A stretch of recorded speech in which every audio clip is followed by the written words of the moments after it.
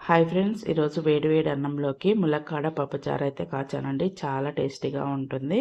ముందుగా అయితే కుక్కర్లోకి కందిపప్పుని యాడ్ చేసుకొని కడుక్కోవాలి. తర్వాత ఇందులోకి ములక్కాడ ముక్కల్ని కూడా యాడ్ చేసేసుకొని 3 విజిల్స్ వచ్చేంత వరకు పప్పుని మెత్తగా ఉడికించుకోవాలి. ఇలా ఉడికిన తర్వాత ఇలా ములక్కాడల్లో నుంచి వచ్చే పిప్పి మొత్తం కూడా ఇలా సపరేట్ చేసుకోవాలి.